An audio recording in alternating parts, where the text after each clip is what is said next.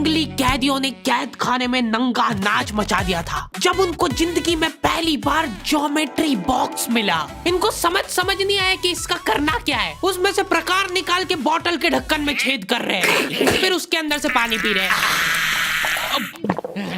आधे बच्चों को पल्ले ही नहीं पड़ रहा है कि ये दो मुंह वाले प्रकार का करना क्या है, तो बैठ के उसकी स्ट्रेचिंग खोल रहे हैं।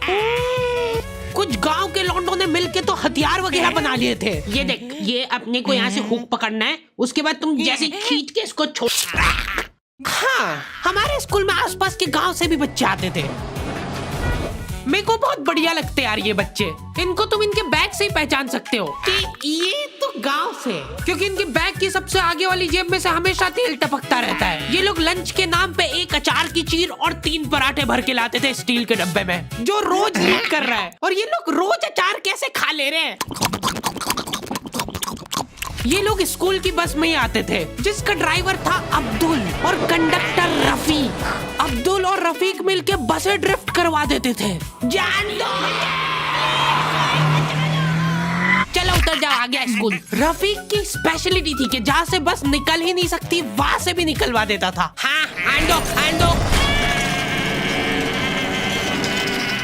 आएगी, निकलेगी। इतनी जगह में तो 4 बसें पार्क हो जाएंगी। हाँ, जान दो। बस। अब्दुल और रफीक बहुत डेडिकेशन के साथ काम करते थे। बारिश में गांव में बाढ़ आ गई है। गांव वाले बेचारे घर से बाहर नहीं निकल पा रहे हैं। बच्चों ने स्कूल की ड्रेस पहनी थी, वो वापस से खोल दी कि ऐसे मौसम में तो कहाँ ही जा पा रहे हैं स्कूल। इधर अब्दुल और रफीक बस लेके आ गए बाढ़ में। आराम से निकलेगी, आराम से। चलने दो। इतनी मेहनत करके जब ये सब स्कूल पहुंच रहे तो पता चल रहा है कि बाढ़ के कारण स्कूल ही बंद है।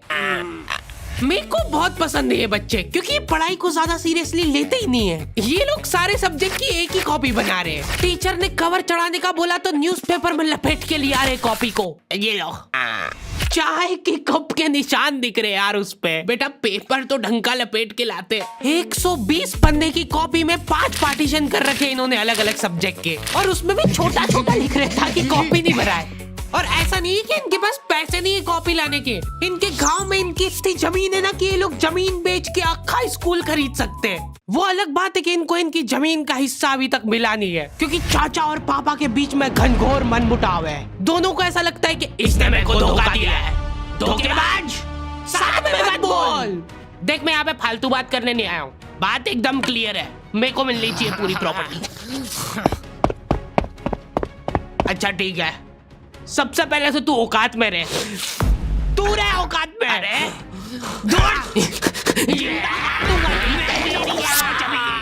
नहीं, दूर, अभी चालू नहीं हुआ है। इनकी बहन दोनों भाइयों का समझौता करने के लिए रेफरी बनी है। एक दूसरे को माँ बहन की गालियां देने के बाद वहीं पे उनको सॉरी बोल दे रहे हैं। सॉरी, क्योंकि दोनों के रिश्ते सेम ही पड़ते हैं।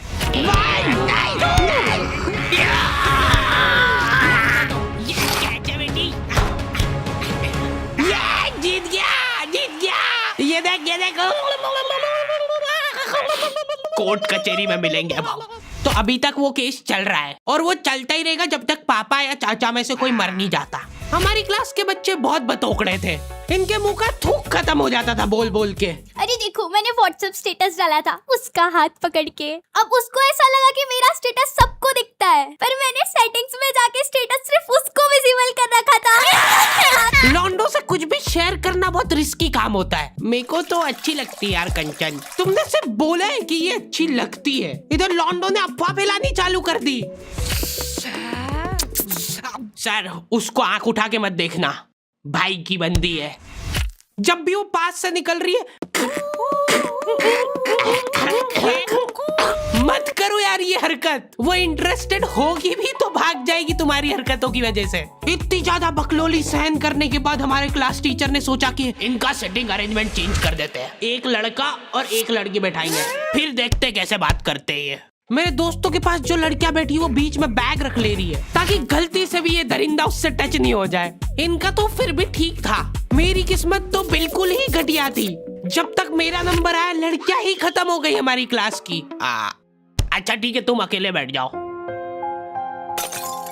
तो अब सभी बच्चों को फर्स्ट पीरियड तो मजबूरन ऐसे ही बैठना पड़ता था, लेकिन जैसे ही सेकंड पीरियड लगता था इस टीचर की क्लास के बाहर जाने में और अगले टीचर की क्लास में आने में 30 सेकंड मिलते थे हमको। उस 30 सेकंड में सब लोग अपने अपने झोले उठा के दौड़ रहे इधर उधर।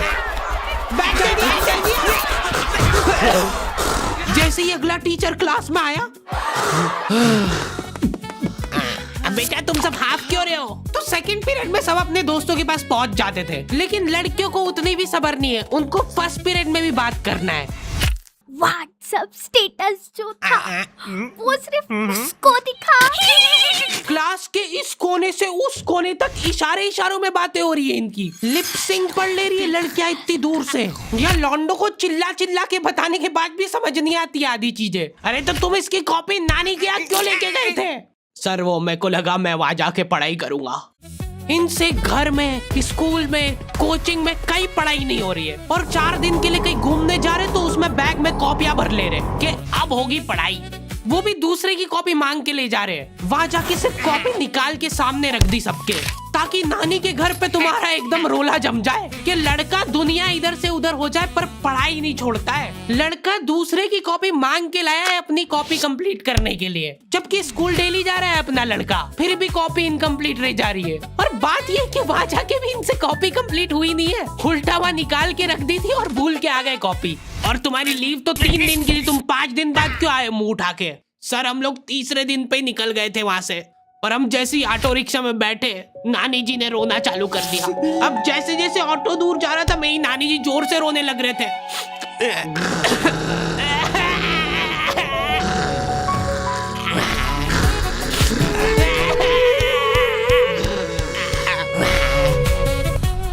एक पूरा दिन तो इसमें हो गया सर हमारा। फिर अगले दिन मम्मी ने उतर के नानी जी को समझाया, रो मत मम्मी, ऐसे रो मत, मत रो। उन्होंने रोते रोते समझाया कि मत रो। आधा दिन ये चला, फिर आधे दिन ऑटो वाले ने वापस से मजे लिए।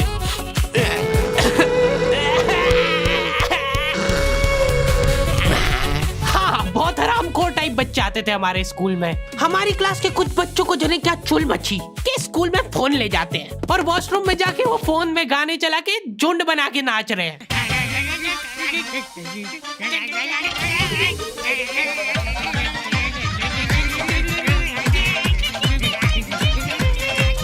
उधर साइड में लाइन डिस्टर्ब हो गई यार उन बच्चों की जो कांच में बाल बनाने के लिए लगी है। वॉशरूम में मूतने से ज्यादा लंबी लाइन बाल जमाने के लिए लगी होती थी। और तुम गौर से देखोगे इनको तो पता चलेगा कि सब लोग सेम ही चीज कर रहे हैं। बाल गीले करके अपनी जेब से कंघा निकाल रहे गोल वाला, उसके अंदर 2 उंगली फंसा रहे और फिर बाल खड़े कर रहे हैं। और बाहर निकलते से सारे टीचरों ने घेर रखा है इनको, क्योंकि इतने जोर जोर से गाने बजा के नाच रहे थे ये लोग। किसके पास है फोन जल्दी से बता दो। मैम ऐसा कुछ नहीं, हम तो मुंह से गा रहे थे। किसी से भी पूछ, मैम इसके पास ही है फोन, हमको छोड़ दो, हम तो सिर्फ बाल जमा रहे थे। तुम कुछ कांड करते हुए पकड़ा जाते हो तो तुम्हारा दिमाग चलना ही बंद हो जाता है एकदम। इनसे पूछ रहे कि बताओ बेटा क्यों लाए तुम स्कूल में फोन? मैम वो यूट्यूब से पढ़ाई करने के लिए। स्कूल में? हाँ, हमारे स्कूल में सबसे बड़ी टॉप की सजा होती थी सस्पेंड करना। और मेरे को पता नहीं क्यों बहुत बढ़िया लगती थी ये सजा। ना तुमको स्कूल वालों को लीव लिख के देना है, ना स्कूल वाले तुमसे पूछेंगे कि तुम कहाँ गए थे। रिटायरमेंट वाली लाइफ जी रहे हो तुम स्कूल में। उसके मम्मी पापा को बुला के वो फोन भी दे दिया और उसको सस्पेंड कर दिया।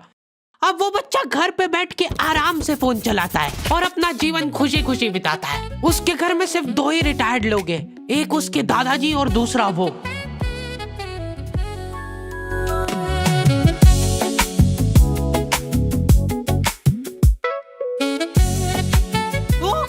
तो दी एंड हो चुका है। आई होप तुम लोगों को ये वीडियो पसंद आई होगी, और अगर नहीं आई है तो क्यों देखी। हरी भाई कम से कम 1 घंटे की वीडियो बनाया करो। वीडियो कब चालू होती कब खत्म होती पता ही नहीं लगता है। बात ठीक है, पर ये एनिमेशन बनवाते बनवाते मेरी जेब भी कब खाली हो जाती है वो पता नहीं लगता है मेरे को। इसीलिए ये वाली वीडियो के लिए हम लोग एम रख रहे हैं सिर्फ 15,000 कमेंट का। जो भी वीडियो डालने के 1 घंटे के अंदर कमेंट करेगा उन सबको मैं पर्सनली रिप्लाई करूंगा बैठ के। बस सब हो गया है, वीडियो वगैरह सब बन गई है, मैं बैठ के यही काम करूंगा। और अगर तुम लोग ये कंप्लीट नहीं कर पाए तो मैं समझ जाऊंगा कि तुम में वो पहले वाली बात नहीं रही। मिलते हैं नेक्स्ट वीडियो में।